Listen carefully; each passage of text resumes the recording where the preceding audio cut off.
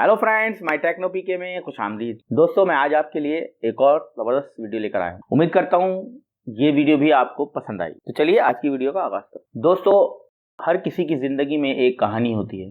उस कहानी को समझे बगैर हम दूसरे को जज नहीं कर सकते। एक 24 साल लड़का ट्रेन की खिड़की से बाहर देखकर जोर जोर से चिल्लाया, बाबा देखो, दरख्त पीछे जा रहे हैं। उसके वालिद मुस्कुराए।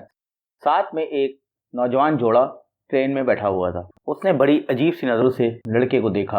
अचानक वो फिर जोर से चिल्लाया, बाबा देखो, बादल हमारे साथ भाग रहे हैं।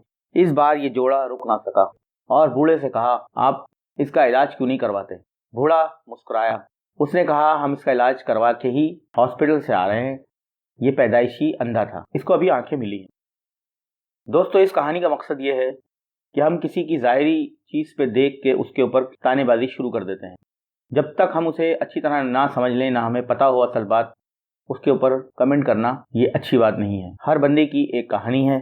सही मायनों में जानने से पहले उनका फैसला ना करें, क्योंकि हकीकत आपको बहुत हैरान कर सकती है। तो दोस्तों, उम्मीद करता हूँ आज की कहानी आपको पसंद आई होगी। तो अगली वीडियो में फिर मिलते हैं। मेरी वीडियो को लाइक करें और सब्सक्राइब करना मत भूलें। Thank you.